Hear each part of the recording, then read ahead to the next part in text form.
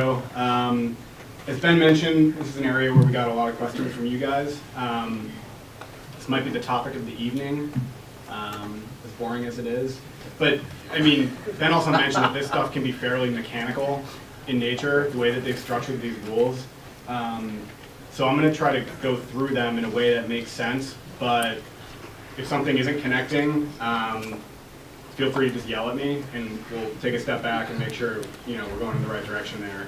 And if we get into that, I'll keep an eye on the clock and I'll try to herd the cats to the finish line. So Ben's a lefty, so his mouse buttons are reversed here. Sorry. All right. So the 199A deduction is basically a new deduction to find some conformity between the individual income tax rate and our new lower corporate income tax rate. And the way that they get there is they say, okay, we'll let a lot of people, if you qualify and don't get phased into any of the limitations and the limitations don't apply, you may get a 20% deduction on what's your qualified business income. So investors in partnerships, S-corps, LLCs, people that operate sole proprietorships may benefit from a new 20% deduction on their business's income that's allocated to them. So just a couple quick notes here. So there are limitations that we'll go through in a minute, but keep in mind that these limitations in the phase-ins and the phase-outs of the exceptions to the rules are all based on an individual shareholder or partner basis. They're not based on the business's overall income. It's really done on an individual or a trust tax return level. And those limitations, I think we mentioned once or twice already, are really based upon the W-2 wages and the qualified property, which we'll go into it in a little bit also. And there's a formula that determines whether or not you get the full 20% or you get a portion of it, that kind of thing. Okay. So they're trying to put guardrails around what this 20% will apply to. And basically it's going to apply to your ordinary operating income from the business. It's not going to apply to capital gains or long-term capital gains and losses, dividends, interest. An interesting point that we'll go through some numbers in a minute and we'll see how this or why this matters, I guess. Qualified business income to an individual does not include W-2 wages that they pay themselves or that they get out of the S-corp or partnership that they're invested in. And it also does not include guaranteed wages, or I guess W-2 wages from an S-corp or guaranteed payments from a partnership. I'm going to mix that up a little bit. So we'll go through the numbers and talk about it, but really something to think about here is, am I paying myself a wage that's too high? So my W-2 wage is going to be taxed at the ordinary income rates for individuals, which is a maximum of 37% now. But my qualified business income may get a 20% deduction off of that. If I'm paying myself too high of a wage, I may want to reduce that, bump up my qualified business income a little bit to maximize my 20% deduction. But there's a middle ground there. And of course, we also need to think about a reasonable compensation salary if it's an S-corp, which the IRS does require. Okay, so something else that you may have heard about the 20% deduction is that services businesses are not allowed to take this deduction. That's partially true. So there's a phase-in of the exclusion from the 20% deduction for services businesses, which include professionals that work in the health field, law, accounting, consulting, financial services, brokerage services. If there's a broker in your title or in the industry that you work in, you're probably going to be subject to this. A lot of people in this room might be impacted by this exclusion. And then there was an interesting final bullet that they threw in there, which is any other business where the principal asset is the reputation or skill of one or more employees or owners. On the surface, that sounds like most businesses to me, unless you're using a patent or something like that to generate something or generate revenue, or you're really just making widgets. I don't think the intent was to just draw in basically everybody. And I guess I heard it put this way by a skeptic, is I don't think I've ever seen a balance sheet item that is called reputation or skill of the owners or the employees. So I don't know. We'll wait and see what we get for guidance on that. But we do have the list, at least health law, accounting, consulting, financial services, brokerage services, that are going to have to worry about this. And if you're an engineer or an architect, then lucky you, you got carved out specifically. Okay, so talking about it partially applying or it may apply for services businesses. Here are the thresholds that we're talking about. So for services businesses, you get excluded out of the 20% deduction. The exclusion is phased in over, for a joint return, $100,000 basis, for a single return, a $50,000 basis. So I guess to put it simply, married filing jointly, if you have an S Corp or a partnership or an LLC, and your taxable income is $315,000 or lower, you're going to get the 20% deduction on your business, even if it's a services business. That 20% deduction will get phased out ratably as your 1040 taxable income increases from $315 to $415. Yeah? Is that deduction applied on the entity level or on the individual level? It's the individual level, so the shareholder, exactly. And when you're looking at these numbers here for when the exclusion starts to phase in, that's all of your taxable income on your 1040. It's not just what you're allocated from your business. So this is one of those things that really will impact everybody a little bit differently, depending on what you have going on, and if you're filing a joint return, what both spouses really are doing, and what your combined income looks like. And so that's kind of how it works from the services perspective. You're phased out of the deduction using these wages.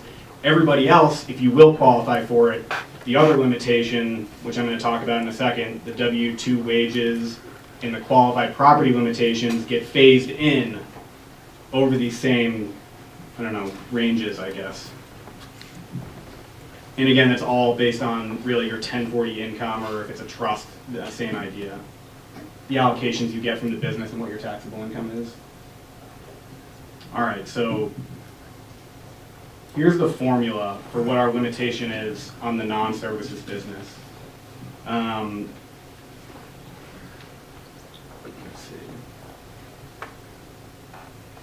So we're going to look at the greater of 50% of the wages, or the sum of 25% of the wages and 2.5% of what's qualified property. And if we're talking about a partnership or an S Corp or a pass-through entity in general with more than one owner, then these items, the dollar wages number and your portion of the qualified property, whatever your fraction is of these items, we're anticipating that this type of stuff will be reported as new, I don't know, footnote items or somewhere on the K1, so that you would be able to actually calculate what this means to you as one of multiple investors in a pass-through entity. But just looking at the formula, qualified property, going down the bullets, it's tangible property that you can depreciate. It's property that you held at the end of the year, so you still have to own it at the end of the year for it to count for that year. It's connected to your business, it's a business asset. And so this last point, the property has not been in service for a period of more than 10 years. So more simplistically, when you put all these bullets together, really what this means is, if you have depreciable property, you can keep it, it's your original cost, and you're allowed to include it in the formula for a minimum of 10 years or its depreciable life. So if I have if I got $1 million of 5-year property, it's going to be fully depreciated in 5 years, but in years 6 through 10, I'm still able to include the original purchase price amount in my 2.5% calculation here based on these rules. So they give people a little bit of a buffer if you're buying shorter lived property, but then if you're buying real estate, you're really going to be able to include that. If you're buying and holding real estate, you'll be able to include those items of property for 27.5 or 39 years. And the qualified property stuff is really what goes into the 2.5%. So if your wages aren't enough, where the 50% of your wages doesn't get you there, on the 20% limitation, then you get kicked down into, okay, what's 25% of my wages and 2.5% of my qualified property at the end of the year. So it's really a comparison there and just running the numbers.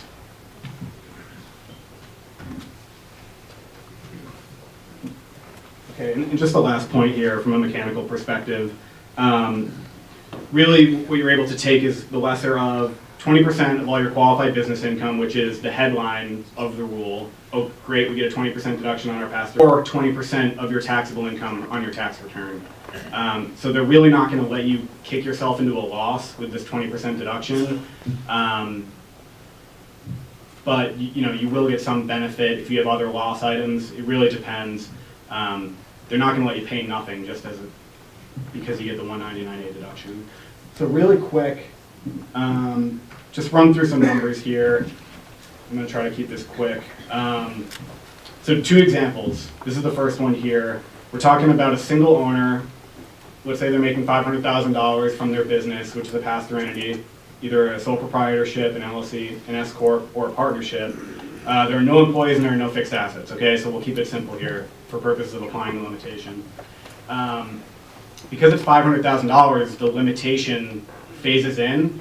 It's already phased in fully, but we don't have any wages and we don't have any qualified property, right? So if we're a sole proprietorship, we got our $500,000, we don't have any W-2 wages because we're working for ourselves, it's an single member LLC, no guaranteed payments, our net income is $500,000. Qualified business income, which is our new definition here for what we apply the 20% to, is also $500,000. So the tentative deduction is our 20%. It's what our baseline would be for our deduction, is the $100,000. But because we're fully phased in on the limitation, 50% of our wages is 0. So we don't get any deduction here without any wages on the LLC side. If we're an S corporation, let's say we pay ourselves $125,000 after making $500,000. So our net income is $375, our qualified business income is $375. Remember I mentioned wages you pay yourself through your pass-through are not included in qualified business income, so you cannot get the 20% deduction on that. So our tentative deduction is the 20% of the $375, which is $75,000. But because we paid ourselves a wage, we do have some W-2 wages to take the 50% on. So we got 62.5 as our, the limitation test, I guess I'll call it. So we can actually take a deduction. Our QBI deduction is 62,500. It's not 20%, but we get something. And the partnership may get whipsawed in a situation like this. You have the $500,000. You can't pay yourself W-2 wages as a partner in a partnership, but you do get a guaranteed payment of $125. So your net income is $375. Qualified business income is $375. Same thing as the S Corp scenario. In our tentative deduction, the 20% before the limitation is also $75. But because we can't pay ourselves a W-2 wage and it's classified as a guaranteed payment, we have no W-2 wages, so 50% of 0 is 0, and we don't get a 20% deduction here.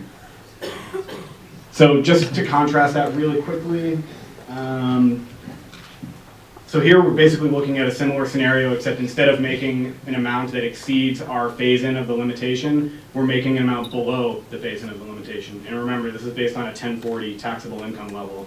So if we're pulling in $200,000, let's say entirely from this pass-through business, as a, oh, sorry guys. Thanks, Rob. Yes, so we're making $200,000 here.